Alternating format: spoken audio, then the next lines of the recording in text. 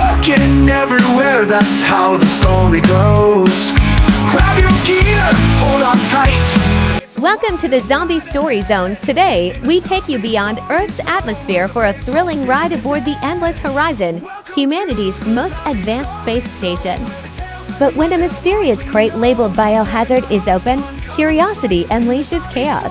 A serum meant to revolutionize medicine creates a new kind of horror in zero gravity. Reanimated crew members with an insatiable hunger.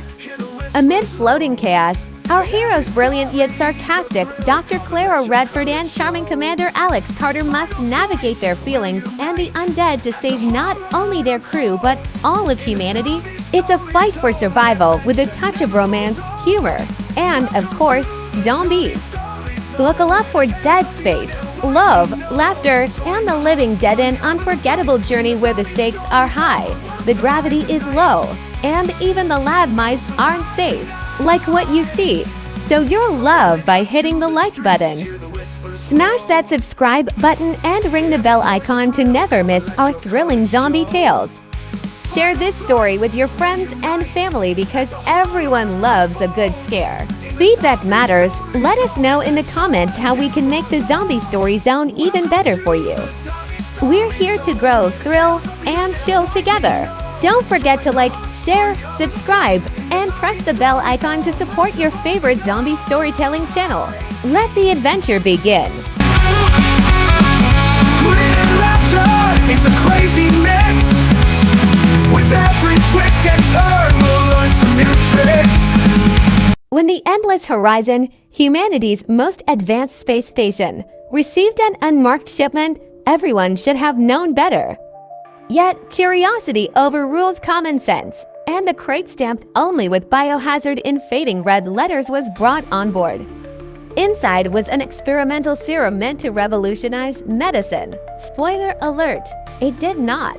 Dr. Clara Redford, the station's chief medical officer, was the first to open the crate. She stood there, all sharp cheekbones and a look of eternal exasperation. "This wasn't on the manifest," she said, her voice tinged with annoyance. "Neither was the shipment of pineapple pizza last month, and we survived that disaster," quipped Commander Alex Carter, leaning against the doorway with his usual grin. Clara rolled her eyes, a reflex she'd perfected around Alex. The crew was a motley bunch. Yuri, the grizzled Russian engineer with a penchant for bad karaoke. Maya, the genius botanist who claimed she could grow a rose in a sandstorm. And Benji, the intern whose primary qualification seemed to be can scream louder than anyone in space. They all gathered around as Clara examined the vials. "This serum is supposed to regenerate damaged cells," Clara explained. "It could heal everything from broken bones too." She trailed off, squinting at the label, "necrotic tissue." "What's necrotic tissue?" Benji asked, already regretting it. "Dead flesh," Yuri said, chomping on a protein bar. Benji turned pale. "Cool, cool, cool. Love that for us." Maya piped up, "Shouldn't we test it?" Clara sighed, "Fine, but we're taking every precaution." Famous last words. The first test subject was a mouse named Squeaky. Squeaky had a broken leg and a bad attitude, the latter evidenced by his habit of biting anyone within range. Clara injected him with the serum while the crew watched with bated breath. For a moment, nothing happened. Then Squeaky's leg snapped back into place, good as new. "It works," Maya said, clapping her hands. "Wait," Clara said, frowning. Squeaky's eyes had turned a peculiar shade of green, and he was growling. Before anyone could react, Squeaky launched himself at Yuri, who swatted him away with a wrench.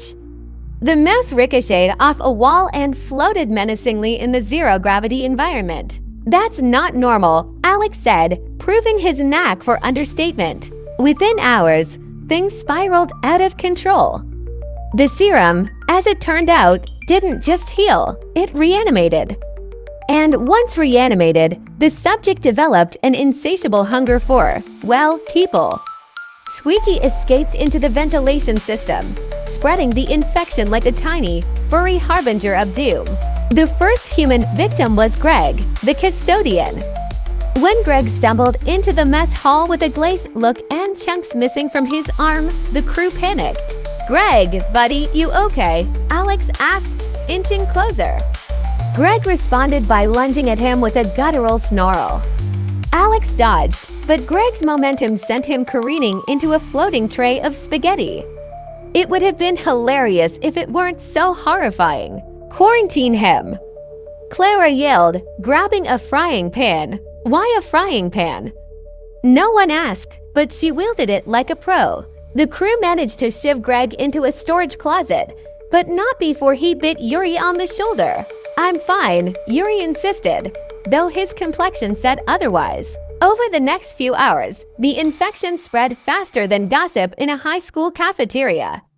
Yuri turned first, then Maya. Clara and Alex found themselves barricaded in the lab, the undead pounding on the door. "So, what's the plan?" Alex asked, trying to keep his voice light. "The plan was to finish my doctorate and retire on Earth with a pet cat," Clara snapped. "This is decidedly not the plan."